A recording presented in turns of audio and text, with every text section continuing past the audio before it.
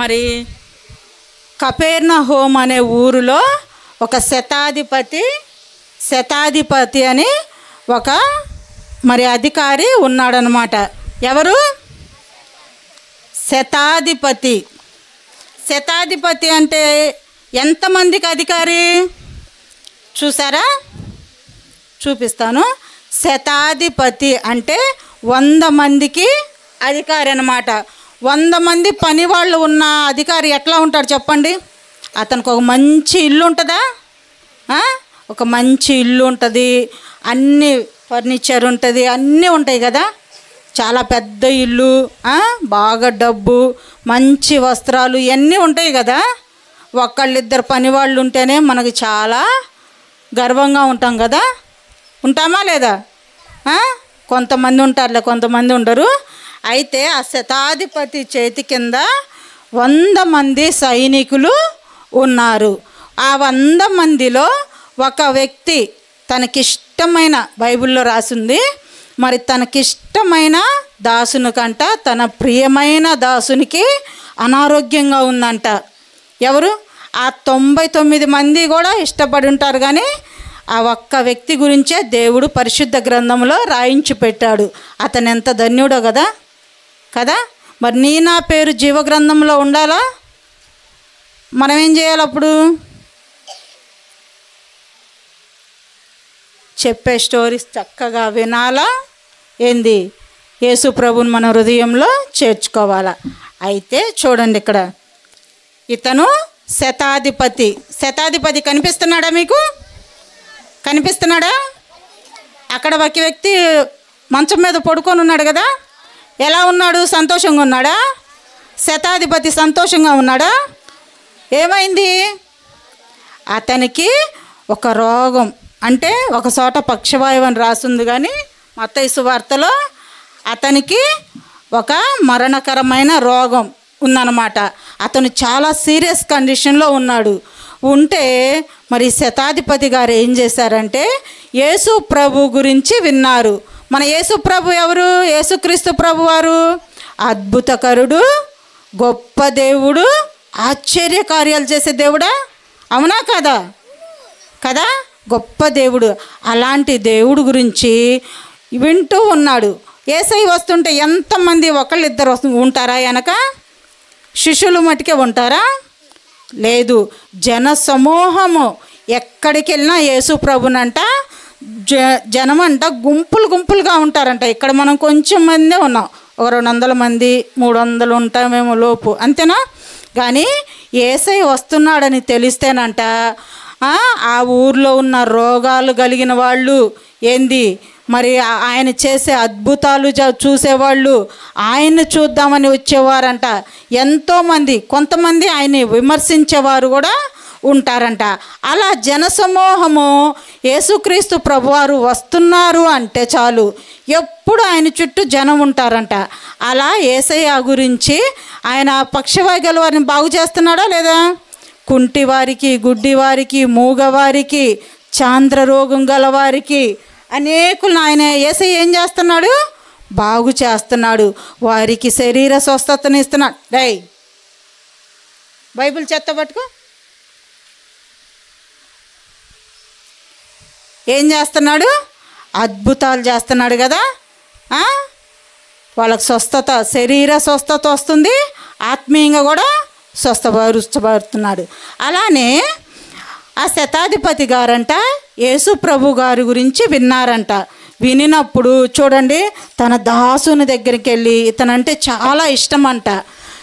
ఎందుకంటే మంచిగా తను చెప్పిన పనులు, ఎవరైనా అమ్మా నాన్న కానీ ఎవరైనా పెద్దవాళ్ళు మీరు ఒక గ్లాస్ నీళ్ళు ఇమ్మంటే ఇవ్వకుండా వెళ్తే మిమ్మల్ని ఇష్టపడతారా? లేదు. ఇస్తేనే అమ్మా ఈ బాబు చాలా మంచోడు, ఈ పాప చాలా మంచిది అంటారా లేదా? అంటారు, మిమ్మల్ని కూడా దీవిస్తారు. అలానే ఈ దాసుడు, ఇతను కూడా చాలా ఆ శతాధిపతి ఏ పనులు చెప్పినా చేసుంటాడు. అతనితో ఎంతో ప్రేమగా మాట్లాడి ఉంటాడు. అందుకనే శతాధిపతి గారు అతన్ని అంతగా ఇష్టపడుతూ యేసు ప్రభు వారి గురించి విని నా దాసుని గురించి యేసుప్రభు వారితో చెప్తే యేసయ్య నా దాసుని స్వస్థపరుస్తాడు, బాగు చేస్తాడు. ఏ రోగమైనా యేసయ్య దగ్గరకు వస్తే తగ్గిద్దా లేదా? తగ్గిద్ది. ఇప్పుడు మీలో చాలామందికి దగ్గు జలుబులు ఉంటున్నాయి, మీరు ప్రార్థన చేసుకోవట్లేదా? నేనైతే నిన్న ఆడ కూర్చొని చేశా, ప్రభా ఈ చిన్న పిల్లలు వస్తున్నారయ్యా, చాలామంది దగ్గుతున్నారు, వీళ్ళకి దగ్గు లేకుండా చేయి ప్రభా అని చెప్పి నేను ఆడ కూర్చొని ప్రార్థన చేసుకున్నాను. మీరు చేశారా? చేసుకోవాలా. ఎందుకంటే మనకేమొచ్చినా కూడా ఎవరిని అడగాల? యేసయ్యని అడగాల.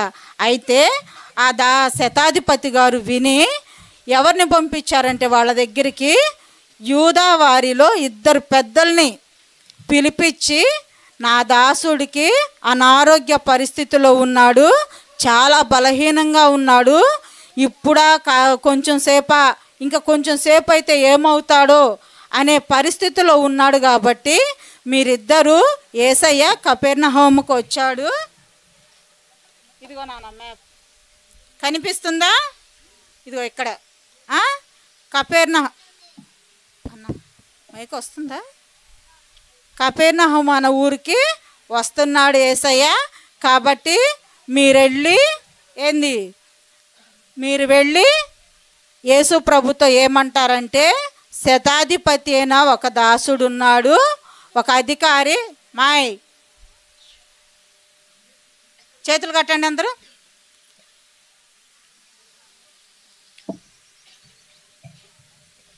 అతను మరి యేసయ్య బాగు చేసే దేవుడు కదా, మీరు వెళ్ళి శతాధిపతి దాసునికి అనారోగ్య పరిస్థితిలో ఉన్నాడు, యేసయ్య మీరు కొంచెం వచ్చి బాగు చేయండి అని అతన్ని మీరు వెళ్ళి అడగండి అనేసి. ఇదిగో చూడండి, ఇక్కడ 2 కనిపిస్తున్నారు కదా, ఇతను శతాధిపతి. ఇందాక ఏ డ్రెస్లో ఉన్నాడు? ఇదిగో ఈ శతాధిపతి గారే. కనిపించారా? శతాధిపతి గారు ఇదిగో ఇక్కడ ఎలా ఉన్నాడు? తన అధికారం ఇచ్చే వస్త్రాలని ధరించుకొని యూదా పెద్దలు 2ని పిలిచి ఏమంటున్నాడంటే, నా దాసునికి అనారోగ్యంగా ఉంది కాబట్టి మీరు వెళ్ళి యేసయ్యని ఇక్కడికి పిలుచుకొని రండి. యేసయ్య వచ్చి నా దాసుని ముట్టంగానే అతను బాగుపడతాడు అనేసి చెప్తారనమాట. చెప్పినప్పుడు వాళ్ళిద్దరూ వెళతారు. ఆ 2 వెళ్ళి యేసు ప్రభు ఎమ్మట ఎవరుంటారు నాన్న? యేసయ్య ఎక్కడికి వస్తున్నాడని చెప్పాడు శతాధిపతి గారు. ఎక్కడికి? వినట్లేదా మీరు? మరి యేసయ్య ఎక్కడికి వచ్చారు? కపెర్నహూము అనే ఊరికి వచ్చాడా? యేసయ్య చుట్టూ ఎవరున్నారు? యేసయ్య చుట్టూ సైనికులు ఉన్నారా? అమ్మో, ఎంత ఇంట్రెస్ట్గా వింటున్నారో మీరు స్టోరీ. ఈ VBS దేవుడు ఇక్కడ చాలామంది పిల్లలు ఉన్నారా లేదా? అందరు ఉన్నారా? ఇక్కడే ఈ ఊరు వాళ్ళందరూ ఉన్నారా? ఇక్కడ లేరు కదా. దేవుడు మిమ్మల్ని ప్రేమించి అంకుల్ వాళ్ళ కన్నీటి ప్రార్థన ఆలకించి ఈ చిన్న బిడ్డలకి మంచి మంచి స్టోరీస్ చెప్పించాలని మిమ్మల్ని ప్రేమించి ఇక్కడికి తీసుకొచ్చాడు. అలాంటప్పుడు మీరు ఎలా వినాలా? ఏదో విచారంగా ఆలోచిస్తున్నారు, ఏమైనా పనులు ఉన్నాయా? పనులకి వెళ్ళాలా మీరు? స్కూల్ సెలవులేగా, మరి ఎందుకు విచారంగా ఉన్నారు? వినండి, ఆ శతాధిపతి దగ్గరికి మరి శతాధిపతి గారు ఏం చేశారంటే యేసు ప్రభు వారి దగ్గరికి 2ని పంపించారు. వాళ్ళెవరు? యూదా పెద్దలన్నమాట. వాళ్ళు వచ్చి యేసు ప్రభుతో ఏమంటున్నారంటే, యేసయ్య ఈ శతాధిపతి గారు చాలా మంచి వ్యక్తి, అతను మన యూదా వారికి ఒక సమాజ మందిరము కూడా కట్టించాడు, అతను ఎన్నో మేళ్ళు చేస్తాడు. ఇంకా శతాధిపతి గారు చాలా మంచి పనులు చేసేవాళ్ళంట. తన దగ్గర సైనికునిగా పనిచేసే వ్యక్తి పట్లనే అంత శ్రద్ధ వహిస్తే అతను ఇంకా ఎంత మంచి పనులు చేసి ఉంటాడు ఒకసారి ఊహించుకోండి. చాలా మంచి పనులు చేసి ఉంటాడు కదా. ఆ పనులన్నీ కూడా మీరు ఆ శతాధిపతి గారికి మేలు చేయటానికి, మీ దగ్గర మేలు పొందటానికి అతను యోగ్యుడు. కాబట్టి అతని దాసుని మీరు వచ్చి బాగు చేయండి యేసయ్యా అని చెప్పేసి యూదా పెద్దలు ఏం చేస్తున్నారు? ఇదిగో వెళ్ళి మిక్కిలి బతిలాడుకున్నారంట. ఎలా బతిలాడుకోవటం అంటే రండి రండి అని కాదు, రాయేసయ్యా రాయేసయ్యా అని చేతులు పట్టుకొని గడ్డం కింద చేతులు పెట్టి రాయ రాయ, అతను చాలా మంచివాడు, అతడు మన యూదావ ప్రజలకి ఒక మందిరం కూడా కట్టించారు. ఇప్పుడు మీకు మందిరం ఉంది కదా, ఈ మందిరం లేకపోతే ఎక్కడ కూడుకుంటారు? ఇక్కడ అంకుల్ వాళ్ళు పెద్దలు ఇక్కడ సంఘానికి వచ్చేవాళ్ళు అందరూ కలిసి మందిరం మీకోసం కట్టుకున్నారు కదా. అలానే వాళ్ళ కోసము ఒక మందిరం కూడా ఆ శతాధిపతి గారు కట్టించారంట. అలా అతను మనకు చాలా మేలు చేశాడయ్యా, అతని దాసుడు బాగలేడు, మీరు వచ్చి ఏంది ముట్టి బాగు చేయండి అయ్యా అని చెప్పేసి యేసయ్యనంట చాలా బతిలాడుకుంటున్నారంట. బతిలాడుకుంటుంటే సరే నేను మీరు ఇంతగా చెప్తున్నారు కాబట్టి యేసయ్య పనేంటి? యేసయ్య పనేంటమ్మా? యేసయ్య లోకానికి ఎందుకు వచ్చాడు అసలు? ఆ రోజుల్లో డాక్టర్లు ఉన్నారా? మరి హాస్పిటల్స్ ఉన్నాయా? ఏమి లేవు. ఆ రోజుల్లో వైద్యులు ఉండేవాళ్ళు కానీ ఏదో మరి పసరు ఆ కాయలు ఇవి అని ఆ వైద్యం అన్నమాట. మనలాగా ఇంతగా సౌకర్యం లేదు. అయితే యేసయ్య ఆ రోజుల్లో ఆయన ఎందుకు వచ్చాడంటే మరి ఒకసారి ఉంది కదా, మరి రోగులకే వైద్యుడు అవసరం, మంచివారికి అవసరమా? బాగున్న వాళ్ళకి డాక్టర్ అవసరమా? లేదు కదా. మరి ఏదన్నా అనారోగ్య పరిస్థితుల్లో ఉండేవాళ్ళే కదా డాక్టర్ దగ్గరికి వెళ్ళేది. కానీ పరమ డాక్టర్ అయిన యేసయ్య వాళ్ళ దగ్గరికి వచ్చి వాళ్ళని ఏం చేస్తున్నాడు? ఆ రోజుల్లో అందరినీ బాగు చేస్తున్నాడు. బాగు చేసేటప్పుడు ఇతని దగ్గర కూడా సరే మీరు ఇంతగా చెప్తున్నారు కాబట్టి నేను వచ్చి అతన్ని బాగు చేస్తానని ఇదిగో చెప్తూ వాళ్ళతో కలిసి వస్తున్నాడు అన్నమాట. ఎక్కడికి వస్తున్నాడు యేసయ్య? చెప్పాలా? ఎక్కడికి? శతాధిపతి గారి ఇంటికి వస్తున్నారన్నమాట. శతాధిపతి గారి ఇంటికి వచ్చేటప్పుడు మళ్ళీ శతాధిపతి గారు ఏమనుకుంటాడు? అమ్మో యేసయ్యని నా ఇంటికి, యేసయ్య నా ఇంటికి రావటానికి నేనే మాత్రమైన పాత్రున్నా, నేను అర్హత కలిగిన వాడనా? అంత అర్హత నాకు లేదు, నేను నా ఇంటికి ఆయన రావటానికి నేను పాత్రుడిని కానని చెప్పేసి తన దగ్గర ఉన్న తన స్నేహితులిద్దరిని, ఇక్కడ ఉన్నారు కదా, ఇక్కడ కనిపిస్తున్నారు కదా ముగ్గురు, వాళ్ళల్లో శతాధిపతి గారు తన స్నేహితులు ఇద్దరు ఉన్నారు. ఏమంటున్నాడంటే మీరు యేసయ్యని శ్రమ పెట్టవద్దు, నేను యూదా పెద్దలిద్దరిని పంపించాను కాబట్టి వాళ్ళు వెళ్ళి యేసయ్యని, మరి ఆ రోజుల్లో ఇప్పుడు మనకులా కారు ఉందా? బస్సులు ఉన్నాయా? వెహికల్స్ ఉన్నాయా? ఏమైనా ఏమి లేవు, కాలు నడకతో రావాల్సిందే. అయితే యేసయ్య అక్కడి నుంచి రావటానికి శ్రమ పడతాడేమో, వద్దు నా ఇంటికి రావటానికి నేనేమాత్రం పాత్రుని కాను, నాకు అర్హత లేదు, కాబట్టి మీరు వెళ్ళి యేసయ్యని శ్రమ పెట్టకుండా అయ్యా నువ్వు మాట మాత్రం సెలవిస్తే నా దాసుడు స్వస్థపరచబడతాడు, బాగవుతాడు, కాబట్టి మీరు అక్కడి నుంచే ఒక్క మాట చెప్పండి యేసయ్య అని మీరు వెళ్ళి చెప్పండి. నేను కూడా ఒక అధికారినే, ఒక అధికారికి లోబడేవాడినే, కాబట్టి నా దగ్గర కూడా ఎవరున్నారు? సైనికులు ఉన్నారు. ఒకరిని రమ్మంటే వచ్చును, ఒకరిని పొమ్మంటే పోవును, ఒకరిని ఆ పని చేయమంటే చేయును. కానీ నేను అధికారినే, నాకంటే గొప్ప అధికారి సర్వాధికారి అయిన దేవుడు నా ఇంటికి రావటానికి నేను ఏమాత్రమును అర్హున కాను. కాబట్టి మీరెవరు కూడా ఏంది ఆయన్ని శ్రమ పెట్టవద్దు, మీరు త్వరగా వెళ్ళి యేసయ్యతో ఆ మాట చెప్పండి అనేసి అంటాడు. నాన్న చూడండి ఇక్కడ పంపించారు కదా, వాళ్ళు తీసుకొని వచ్చేటాన్ని ఇదిగో ఈ సైడ్ ముగ్గురు ఉన్నారు కదా, తన స్నేహితుల్ని ఇద్దరిని పంపిస్తున్నాడు అన్నమాట. పంపించేటప్పుడు వాళ్ళు వస్తున్నారు. వాళ్ళు వచ్చి ఏమంటాడంటే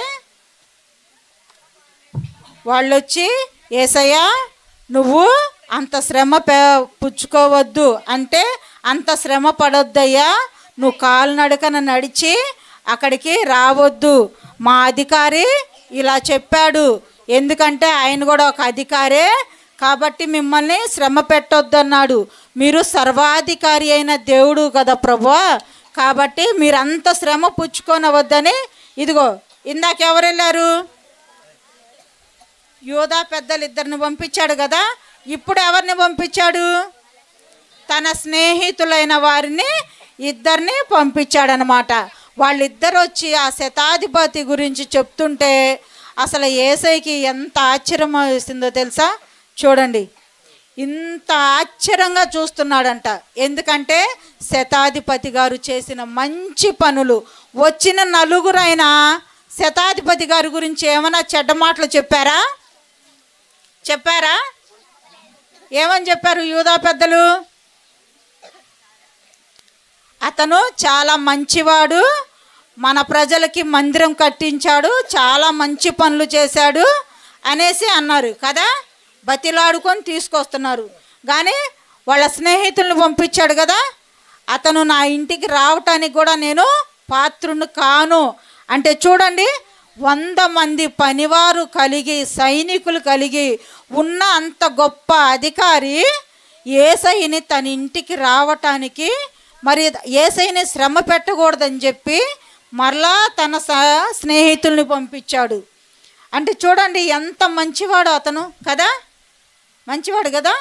అందుకు యేసయ్య అసలు ఆ మాట విని తన వెనకున్న జనసమూహం అంతటిని చూసి వెనక్కి తిరిగంట. ఇదిగో ఎంత ఆశ్చర్యపోయాడు చూడు. ఒక మనిషి మంచి పనులు చేయడం, కొన్నిసార్లు మంచి పనులు, కొన్నిసార్లు ఏ పని చేస్తారు? పెద్ద పని చేస్తారు కదా. ఒకడిని పోవటం, ఏంటి జుట్టు పీక్కోవటం, చొక్కాలు నోట్లో పెట్టుకోవటం, బైబిళ్ళు కింద పెట్టేయటం, ఇవన్నీ మంచి పనులేనా? ఏమ్మా డ్రెస్సుల మీద చెమికలన్నీ పీక్కోవటం, ఇవన్నీ మంచి పనులా? అది కదా. అయితే యేసయ్య ఆశ్చర్యపడి వాళ్ళ వైపు చూసి ఏమన్నాడంటే, ఇజ్రాయిల్లో కూడా ఇంత గొప్ప విశ్వాసము చూడలేదు. ఇజ్రాయేల్కి కూడా అంత విశ్వాసం లేదంట. మన దేవుడు ఎవరు? హృదయ స్థితి ఎరిగిన దేవుడు. మన హృదయంలో ఏముందో మొత్తం యేసయ్యకి తెలుసా లేదా? మన హృదయ తలంపులు, ఆలోచనలు అన్నీ యేసయ్యకి తెలుసు. ఆ శతాధిపతి గురించి యేసయ్యకి తెలుసా లేదా? తెలుసు.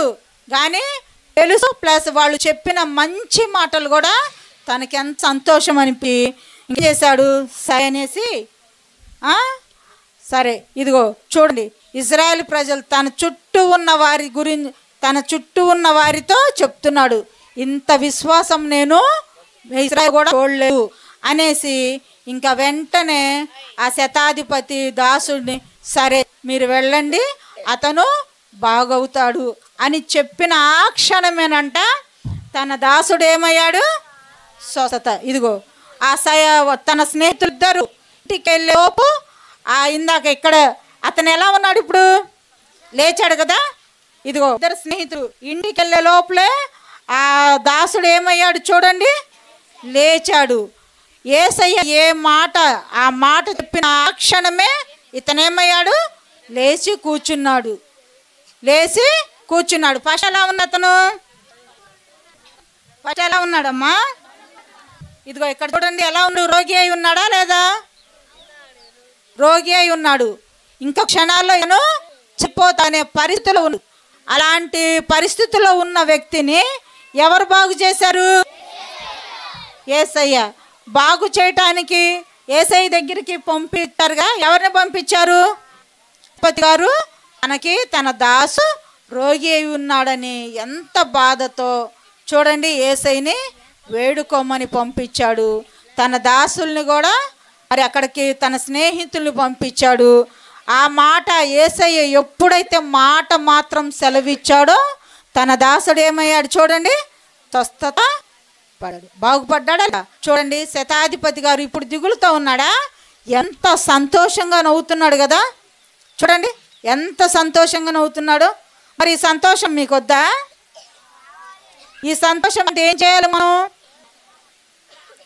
ప్రార్థన చేయాలి. ప్రార్థన చేయాలి. ముందు నువ్వు యేసయ్య గురించి తెలుసుకోవాలి కదా. ఈ VBSలో మీకు ఇలాంటి స్టోరీస్ ఎందుకు చెప్తున్నారు? మనం కూడా పాపం అనే రోగంలోనే ఉన్నాము. జన్మ కర్మ పాపంలోనే మనం ఉన్నాము. ఏం పాపం ఆంటీ అంటారు కదా. మీరు ఒక్క చిన్న అబద్ధం ఆడలేదా? ఆడారు కదా. పక్కళ్ళ పెన్ను పెన్సిలో ఏదోటి తీసుకోలేదా? తీసుకున్నారు. చిన్న చిన్న తప్పులు ఉంటాయి కదా మనకి. ఆ చిన్న చిన్న తప్పులు కూడా ఒప్పుకోవటానికి యేసయ్య మనకి గొప్ప దేవుడు. ఆయన ఆ రోజు ఆ రోగిని కూడా బాగు చేశాడు. శతాధిపతి గారి గురించి గొప్ప సాక్ష్యం ఇచ్చాడు కదా. అంత గొప్ప దేవుడు మా యేసయ్య పేదవాడిగా ఎక్కడ పుట్టాడు నాన్న?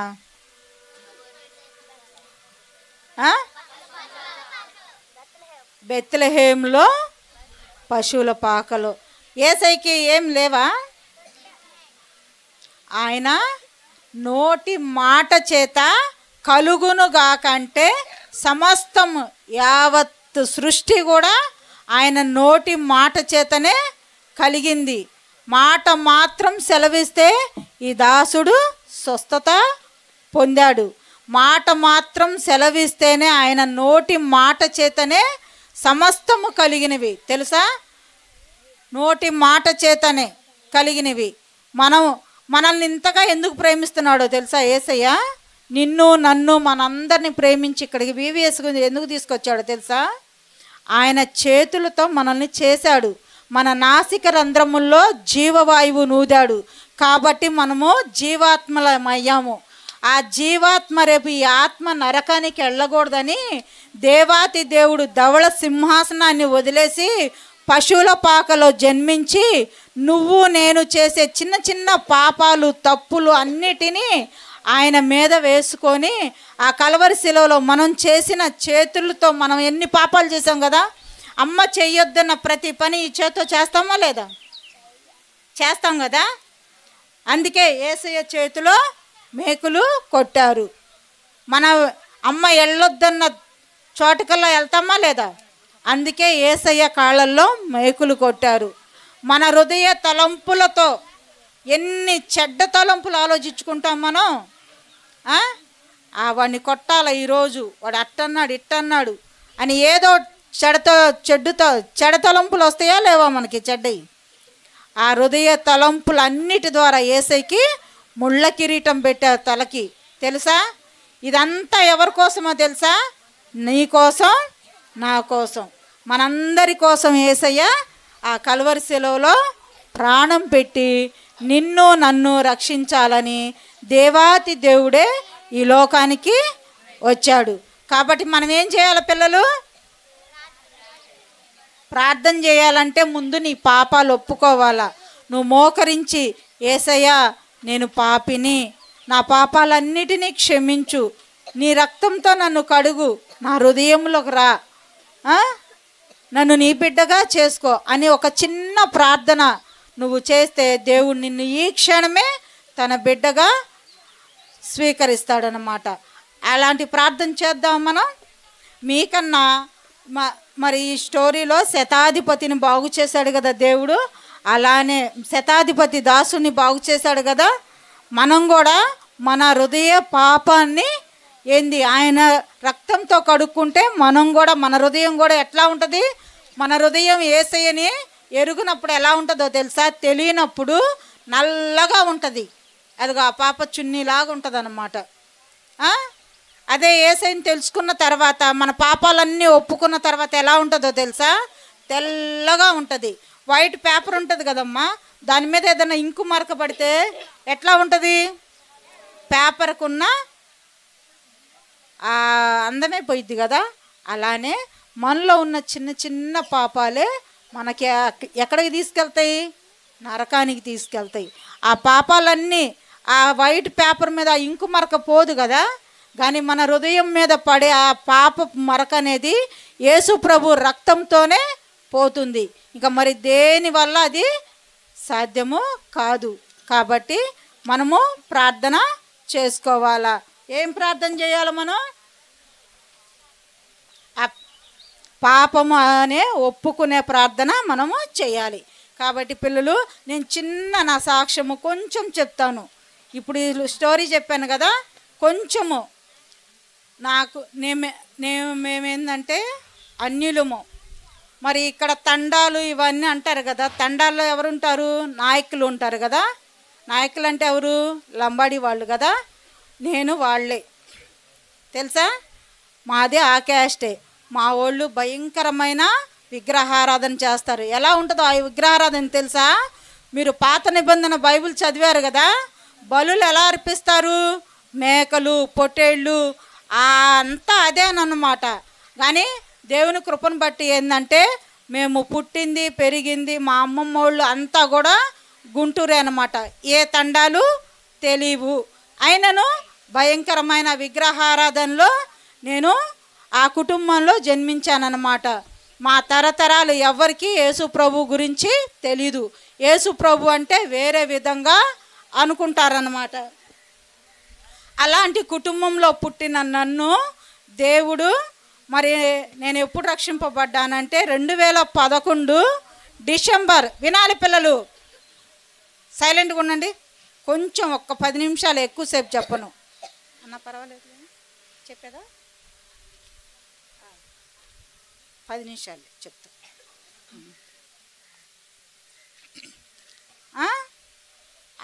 2011 సంవత్సరము మరి లాస్ట్, మరి ఫస్ట్ డిసెంబర్ నెల కదా, లాస్ట్ నెల ఏంటి? డిసెంబర్ నెల మొదటి వారము నేను సియోను, గుంటూరు సియోను చూసారా మీరు? సియోను ప్రార్థనా మందిరము, గుంటూరు సియోను ప్రార్థనా మందిరానికి వచ్చాను. ఎలా వచ్చానో తెలుసా నాన్న? చాలా శ్రమలు, ఎన్నో బాధలు, చాలా పరిస్థితుల్లో వచ్చానన్నమాట. అయితే దేవుడు నన్ను జగత్ పునాది వేయబడక మునిపే క్రీస్తేసులో ఆయన ప్రేమ చేత నన్ను రక్షించుకోవాలని దేవుడు ఆనాడు నన్ను తన ఇంటికి నడిపించాడనమాట, సియోనికి. సియోన్లో నేను ఎలా ఉన్నానంటే, ఫస్ట్లో వెళ్ళాను. నాకు ఒక ఆంటీ బైబిల్ ఇచ్చింది. నాన్న, మీకులాగా నాకు చిన్నప్పుడు సండే స్కూల్ తెలీదు, దేవుడు కూడా తెలీదు. చిన్నప్పుడు మీకులాగా ఉన్నప్పుడు నేను ఒక ఆంటీ, తోటలో ఉంటారు పెద్ద ఆంటీ మా ఇంటి వెనక ఆంటీ, చిన్న పిల్లలు ఇట్నే మీకులాగా సండే స్కూల్ ఒకరోజు పెడితే నేను దేనికి వెళ్ళానో తెలుసా? మనకి ప్రార్థన అయిపోయిన తర్వాత ఏమిస్తారు? స్నాక్స్ ఇస్తారు కదా. ఆంటీ మైసూర్ పాకం తెచ్చింది. ఆ మైసూర్ పాకం పెట్టిద్దేమోనని వెళ్ళా. వాక్యం ఏమో తెలియదు కానీ మైసూర్ పాకం అయితే గుర్తుండిపోయింది. ఆంటీ నాకు అందరికీ ఫుల్ మైసూర్ పాకం ఇచ్చి నాకు హాఫే ఇచ్చింది. ఆ రోజు ఆంటీ నా కోసం ప్రార్థన చేసి ఉండిద్ది కదా. ప్రభా, ఇక్కడ ఉన్న బిడ్డలను అందరినీ రక్షించమని ఆంటీ ఆ రోజు చేసి ఉండిద్ది కదా. అలానే చాలామంది అమ్మమ్మ నిన్న ఒక మాట చెప్పింది కదా, ఎవరు మనకు ఈ సంఘానికి మూల స్తంభం ఎవరు? భక్త సింగ్ తాతయ్య. నేను చూడలేదు, మీరు చూడలేదు. ఆ తాతయ్య కార్చిన కన్నీరు, ఇంకా ఎంతోమంది కార్చిన కన్నీరు మనల్ని రక్షిస్తూ వచ్చింది. కాబట్టి మీకులాగా సండే స్కూల్ తెలీదు, మీకులాగా యేసయ్య కూడా నాకు తెలీదు, పాటలు తెలీదు, స్టోరీస్ తెలియవు, ఏమీ తెలీదు. నేను సియోన్కి వెళ్ళాను. ఫస్ట్ వారము ఒక ఆంటీ బైబిల్ ఇస్తే, ఆంటీ బైబిల్ నేనేం చేశాను, నాకొద్దు, నేను సొంతంగా బైబిల్ కొనుక్కోవాలనేసి నేను సొంతంగా బైబిల్ కొనుక్కున్నాను. ఆ బైబిలే మొన్న 2 సంవత్సరాల క్రితము చిన్నపిల్లల ర్యాలీలో పోయింది. అయితే ఆ రోజు నుంచి దేవుడు నాతో మాట్లాడుతూ నన్ను ఎంతగానో ప్రేమిస్తూ, సియోన్లో ఆంటీ వాళ్ళు, అంకుల్ వాళ్ళు అందరూ మమ్మల్ని ఎంతగానో ప్రేమిస్తూ, ఎట్లా అంటే అసలు సియోన్లో అడుగు పెట్టడానికి కూడా నాకు అర్హత లేదు. అలాంటి సియోన్లో నేను నిజంగా మీ మధ్య పరిచర్య చేయడానికి దేవుడు ఎంత కృపించాడంటే, అసలు నేను ఏమాత్రం యోగ్యురాలని కాదమ్మా. అక్కడ ఆంటీ వాళ్ళు పెద్ద పెద్ద ఆంటీ వాళ్ళు, పెద్ద పెద్ద చదువులు చదువుకున్న వాళ్ళు ఉన్నారు, చాలా గొప్పవాళ్ళు, ధనికులు చాలామంది ఉన్నారు. ఆయనను దేవుని కృపను బట్టి ఆయన నన్ను ప్రేమించి సియోనికి తీసుకొచ్చి నేను ఒక్క సంవత్సరమే అలా ఉంది. 2015లో నేను బాప్టిజం తీసుకున్నాను. దేవుడు నేను ఏ వాక్యం ద్వారా రక్షింపబడ్డానంటే పావురము కాకి స్వభావం గురించి. నోవాహు లెసన్ విన్నారా మీరు? నోవాహు ఓడలో నుంచి ఏం పంపిస్తాడు? ఫస్ట్ కాకిని, తర్వాత పావురాన్ని పంపిస్తాడు కదా. పావురము తిరిగి వస్తుంది, కాకి తిరిగి రాదు. కాకి స్వభావం నుండి తొలగించి పావురపు స్వభావం లాగా ఉండాలని ఆ రోజు మరి జయరాజ్ అన్నో వేరే బ్రదరో నాకు గుర్తులేదు, కానీ ఆ మాట ద్వారా నేను రక్షణ పొందాను. సియోన్లో ఎప్పుడు ఒక పాట పాడేవాళ్ళు బల్లిచ్చేటప్పుడు, నీ రక్తమే నీ రక్తమే నన్ను శుద్ధీకరించును. ఆ పాట పాడేటప్పుడు నాకు చాలా ఏడుపు వచ్చేది. ఎందుకంటే అందరు చేతులు ఎత్తి బల్ల తీసుకునేవాళ్ళు, నేనేమో బాప్టిజం తీసుకోలేదు, నాకు అసలు ఏమీ తెలియదు. అయినను ఆ పాట ద్వారా దేవుడు దర్శించి నేను బాప్టిజంలో సాక్ష్యం ఇవ్వటానికి కూడా 2012 ఆగస్టు 15న నాకు దేవుడు మరి నేను మా వారు మరి బాప్టిజం ఒకే రోజు తీసుకున్నాము. మా వారు కూడా నిజంగా దేవుడు నాకు ఇచ్చిన గొప్ప గిఫ్ట్ అన్నమాట. మీ అందరికీ దేవుడు అలాంటి ఇవ్వాలని ప్రార్థన చేసుకోండి.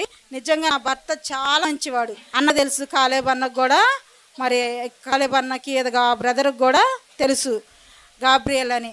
అయితే మరి మా వారు కూడా నాతో పాటే బాప్టిజం తీసుకున్నారు. మరి దేవుడు నాకు ఇచ్చిన బిడ్డలు ఇద్దరు భవిష్య దీవెన ఇక్కడే ఉన్నారు. ఈ విధంగా సండే స్కూల్ పరిచర్య చేయడానికి దేవుడు వాగ్దానం ఇచ్చాడు. మరి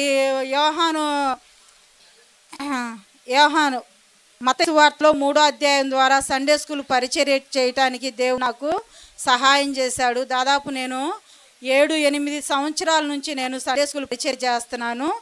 అదేవిధంగా మరి సిస్టర్స్ మీటింగ్లో కూడా మా ఇంటికాడ మరి దేవుడు ఇవన్నీ చాలా శ్రమలు ఉన్నాయి, కానీ నేను ఇప్పుడు చెప్పలేను. ఏంటంటే చిన్న మాటలు మీతో చెప్తున్నాను. మా ఇంటికాడ కూడిక కలిగి ఉండటానికి కూడా మరి రోజు మీరు 1 రోజు 2 రోజులకి ఇబ్బంది పడుతున్నారు. మా ఇంటికి వచ్చే బిడ్డలు రోస్తారు, అందరూ మగపిల్లలే. మా ఇద్దరు ఆడపిల్లలు, అక్కడ లైన్లో అందరూ పిల్లలే. రోజు మా ఇంటికి వస్తారు బైబిల్ స్టడీ అని. మరి ప్రతి శుక్రవారం కూడా మా ఇంటికాడ ప్రార్థన జరుగుతుంది. దాదాపు 40 మంది ఇస్తారు. వాళ్ళందరి కోసం మీరు ప్రార్థన చేయండి నాన్న. దేవుని కోసం మనం ఎప్పుడైతే నమ్మకంగా నిలబడతామో, నేను ఆ భయంకరమైన విగ్రహారాధన అంతటిని వదిలేశాను. యేసుక్రీస్తు ప్రభువే నిజమైన దేవుడని నా హృదయంలో నేను అంగీకరించాను. నా పాపాలన్నీ ఒప్పుకున్నాను. నేను చేసిన చిన్న చిన్న పాపాలు కూడా దేవుడు నాకు చూపించాడు. అవన్నీ నేను దేవుని దగ్గర ఒప్పుకున్నప్పుడు దేవుడు నాకు ఇంత గొప్ప మనశ్శాంతిని ఇచ్చాడు, శాంతి సమాధానం ఇచ్చాడు. నా ద్వారా నా భర్త రక్షింపబడ్డారు. మరి ఆ తర్వాత మా అమ్మ రక్షింపబడింది. మా చెల్లెడ మందిరానికి వస్తుంది. మా తమ్ముడు ఒక బాబు ప్రభు దగ్గరికి వెళ్ళిపోయాడు, తను కూడా దేవుణ్ణి అంగీకరించాడు. ఈ విధంగా నేను ఒకటే తీర్మానం చేసుకున్నాను, నాన్న, బ్రతుకుట క్రీస్తు, చావైతే లాభము. పౌలు గారు చెప్తారు కదా, మనం జీవించిన జీవితం ఎలా ఉండాలంటే దేవుడి కోసం ఉండామా. ఎక్కడికి వెళ్ళినా సరే, ఏ పరిస్థితిలో అయినా మేము దేవుణ్ణి నమ్ముకున్నామని మా వాళ్ళు మమ్మల్ని చాలా ఇబ్బంది పెడతారు. నన్ను అయితే ఇంట్లోకి రానిచ్చేవాళ్ళు కాదు. ఒక నైట్ అంతా నైటే కూర్చున్నాను తెలుసా, యేసు ప్రభుని నమ్ముకున్నందుకు. అలాంటి పరిస్థితులు వస్తాయి మనకి, కానీ ఏమీ భయపడొద్దు. నా దేవుడు విషయంలో నాకు తక్కువ చేయడు. వాళ్ళకంటే నేను ఒక మెట్టు పైన ఉన్నాను, కానీ కిందగా నేను లేను. నాకు బాప్టిజం వాగ్దానం ఏంటంటే, నీకు విరోధముగా రూపింపబడిన ఏ ఆయుధం వర్ధిల్లదు. ఆ వాగ్దానం ఆనాటి నుంచి దేవుడు నిన్ను అన్యజనులకు వెలుగుగా ఉంచున్నాను, నీ యందు అన్యజనులందరూ ఆశీర్వదింపబడుదురు, నీతో నిబంధన చేసి ఉన్నాను అని ఈ వాగ్దానాలు. ఆపత్కాలమందు నీవు నన్ను కూర్చి మొరపెట్టుము, నేను నీకు ఉత్తరమిచ్చేదను. ఇవన్నీ నిన్ను తలగా ఉంచుతా కానీ తోకగా ఉంచను. నిన్న మనకి జనవరి 1 వాగ్దానాలు ఇస్తారు కదమ్మా, మీకు అర్థమవుతుందా? నాకేం వాగ్దానం అంటే, మిమ్మల్ని ముట్టువాడు నా కనుగుడ్డుని ముట్టును. ఏం వాగ్దానము? మిమ్మల్ని ముట్టువాడు నా కనుగుడ్డుని ముట్టును. జకర్యా గ్రంథం 2వ అధ్యాయం 8వ వచనంలో ఉంటుంది. నాన్న నిజంగా సాతాను ఎంత ఇదిగా ఉంటుందంటే, మీరు నమ్మరు, పొంచి ఉంటుంది ఎప్పుడు మనల్ని. నాకు 3వ తారీఖేనా, 3వ తారీఖు 4వ తారీఖు సోమవారం, బుధవారం మనం వాగ్దానాలు తీసుకున్నాం కదా, 1వ తారీఖు 30 నైట్ మనం వాగ్దానాలు తీసుకున్నాము. మరి సోమవారం రోజున నాకు పన్ను భయంకరమైన నొప్పి, సగం ఇరిగింది. అది ఇన్ఫెక్షన్ అయ్యి ఎంత నొప్పి వచ్చిందంటే, అది ఇంకా ఆ నొప్పిలో నేను హాస్పిటల్కి వెళ్తే డాక్టర్ అన్నారు, అమ్మ ఇంత నొప్పి ఉంది కదా, ఇన్ఫెక్షన్ కూడా ఉంది, ఇది పీకేస్తానని చెప్తే నాకేందంటే సైడ్ ఇంకా పళ్ళు ఉన్నాయి అన్నమాట. అది కూడా వరుసగా 3 పళ్ళు నాకు తీసేశారనమాట. ఈ సైడు 3 పండ్లు తీసేసిన తర్వాత నేను మాట్లాడలేదు అసలు. 3 రోజులు నేను అలా పడుకున్నాను. యాంటీబయాటిక్ ఇస్తారు కదా నొప్పుల టాబ్లెట్లు అవి వేసుకొని నేను పడుకుంటే నేను ఎలా పడుకున్నానో తెలీదు. నేను మంచం పట్టి మీద పడుకున్నాను. అయితే నాకు ఇక్కడ నరం బెడ్ సర్క్యులేషన్ ఆగిపోయింది. తలకి బ్లడ్ అందలేదేమో. నేను ఇంకా అట్లానే నిద్రపోతున్నా. ఎందుకో నిద్రలో దేవుడు నన్ను ఇలా తిప్పగాలనే ఇక్కడ బ్లడ్ అమ్మ ఒక పైపు పెట్టి మనం నీళ్లు ఫోర్స్గా ఎలా కొడతామో చూడండి, అలా ఇక్కడి నుంచి ఇక్కడికి నా తల్లో బ్లడ్ అంతా సర్కిల్ అయిందనమాట. అంటే నాకు తెలిసిపోయింది. ఈ లెసన్ అమ్మమ్మ మాకు ప్రార్థన చేసి మాకు లెసన్ ఇస్తానన్నమాట. ఈ లెసన్ ఇది 2వసారి నేను చెప్పడము, ఊటుకు ఒకసారి చెప్పాను. ఇది నా అనుభవం. ఎందుకంటే దేవుడు ఈ లెసన్ నా చేరాగానే అమ్మమ్మ ఎందుకంటే ప్రార్థన చేసి ఇచ్చిద్ది. ఎవరి పేరు మీద వాళ్ళకి దేవుడు తలంపిస్తే ఈ లెసన్ ఇచ్చిందనమాట. ఈ లెసన్ ఉందంటే నాకు అనిపించింది, ఎందుకంటే నాకేదో వస్తుంది కానీ దేవుడు కాపాడుతాడు అనే నమ్మకంతో నేను ప్రార్థన చేసుకుంటే ఆ నైట్ నాకు ఇప్పటికీ ఈ నరం కొంచెం నొప్పిగా ఉంది. ఇలా పట్టి మీద ఇదంతా ఇలా ఒత్తుకుపోయిందనమాట. ఒత్తుకుపోయి ఈ బ్లడ్ అంతా ఇటే ఆగిపోయి ఉంటుంది నైటు. నేను తర్వాత దేవుడు నన్ను ఇలా తిప్పాడు. ఇలా తిప్పినప్పుడు అసలు ఈ తలంతా కూడా ఎలా ఉందంటే మన పైప్ పెట్టి నీళ్లు కొడతాం కదా, అలా వచ్చేసిందనమాట బ్లడ్ లోపలికి. కానీ దేవుడు నాకు ఏం కాకుండా కాపాడాడు. నా వాగ్దానం నెరవేరిందా లేదా? నాకు ఫస్ట్ రోజే నెరవేరింది. మిమ్మును ముట్టువాడు నా కనుగుడ్డును ముట్టును. సాతాను నన్ను ఏం చేయాలని చూసింది, ఇక్కడ ఆపేసింది కదా బ్లడ్. ఆ బ్లడ్ అట్నే ఆగిపోతే నేనేమైపోతాను? కోమాలోకి వెళ్ళిపోవటమో ఏదో ఒక బలహీనత వచ్చేసేది కదా. కానీ దేవుడు నన్ను ఎలా కాపాడాడో చూసారా? అలానే ఈ మరణ స్థితిలో ఉన్న శతాధిపతిని దేవుడు కాపాడాడు కదా. ఇది సేమ్ నా జీవితం గురించే అని నేను ఈ లెసను నా చేతికి వచ్చినప్పుడు దేవుడు నాకు అది జ్ఞాపకం చేశాడు. ఇంకోసారి ఊటుకూరులో ఈ లెసన్ నేను చెప్పబోయే ముందు అట్నే 3 రోజులు సెలవులు అప్పుడు మేము వెళ్తుంటే నేను మిషన్ కుడతానమ్మా. నాకు పండగల సీజన్ వస్తే ఫుల్ వర్క్ ఉంటుంది. మాకు డిసెంబర్ వస్తే మరి చిన్నపిల్లల ర్యాలీలు ఉంటాయి. మేము వేరే చోట సండే స్కూల్ చేస్తాం. నాకు ఇంట్లో పని, మిషన్ కుట్టుకోవటం, మళ్ళీ ఆ వర్క్ చాలా నిద్ర ఉండదు. మాకు కంటికి నిద్ర ఉండదు, మరి తినటానికి కూడా టైం ఉండదు నాకు. అలాంటి పరిస్థితుల్లో నేను చాలా వీక్ అయిపోయాను. అదే రోజు మరలా ఆంటీ నాకు ఇదే లెసన్ ఇచ్చారు ఊటుకూరుగా. అప్పుడు ఎలా అంటే అసలు నేను ఆ నైట్ అంతా నాకు మోషన్స్ అయ్యి వాంతులు, అసలు లెగోలేని స్థితిలో ఉన్నా నేను. ఆ స్థితిలో ఉండి ప్రభా తెల్లారితే 6ంటికే మీరు 7ంటికల్లా మందిరానికి రావాలని ఆంటీ అన్నారు. ఇంకా నేనేం చేశానంటే ప్రార్థన ఇంకంతే నీరసంగా ఉంటే ప్రార్థన చేసుకుంటున్నా, ప్రభా ఆంటీ లెసన్ ఇచ్చారు, మీ పని చెయ్యాలి తండ్రి అనేసి నేను ప్రార్థన చేసుకున్నప్పుడు నేను మందిరానికి వెళ్ళే ముందు కూడా చాలా వీక్గా ఉన్నా. అయినా ప్రార్థన చేసుకొని ఏదైతే అది అయింది, ముందు దేవుని పని చేయాలని నేనేం చేశానంటే వెళ్ళాను. టాబ్లెట్ కూడా నేను వేసుకోలేదు ఆ 3 దినాలు దేవుడు నాకు ఎంత సహాయం చేశాడంటే అంత సహాయం చేశాడు. గుర్తుంచుకోండి పిల్లలారా, మనం ఎప్పుడైనా సరే విశ్వాసంతో, ఇప్పుడు శతాధిపతి గారు విశ్వాసంతో పంపించారా లేదా? పంపించారు కదా. విశ్వాసంతో నేను బాగుపడాలని అతను దాసుని కూడా అనుకున్నాడా లేదా? ఇదే విషయం కాదు, అనారోగ్య పరిస్థితి కాదు, ఏ విషయంలో అయినా సరే మనం విశ్వాసంతో అడిగినప్పుడు దేవుడు మనకు సహాయం చేస్తాడు. ముందు మనం ఏం చేయాలో తెలుసా? యేసయ్య కోసం నమ్మకంగా నిలబడాలా. ఒక్కసారి యేసయ్య మన హృదయంలోకి వస్తే ఏంది, ఆయనే నడిపిస్తాడు. ఎన్ని బలహీనతలున్నా, ఎన్ని అమ్మమ్మ చెప్పింది చూడు, బలురక్కసి చెట్ల మధ్య వల్లి పుష్పము. అమ్మమ్మకి ఎన్ని శ్రమలు వచ్చినాయి మీరు రాత్రి విన్నారో లేదో, చాలామంది విన్నారు. అలాంటి శ్రమలైన అమ్మమ్మ ఎలా ఉంది? అమ్మమ్మ చాలా బలహీనంగా ఉందా లేదా? 74 సంవత్సరాలు అయినా మీ మధ్యకు వచ్చి ఎంత పొద్దు నుంచి సాయంత్రం దాకా అమ్మమ్మ ఎందుకు కూర్చుంటుంది? కాబట్టి పిల్లలు, మనమందరం కూడా, మీ అందరూ కూడా, దేవుడు మిమ్మల్ని ప్రేమించి ఈ VBS ఎందుకు అనుమతించాడో తెలుసా?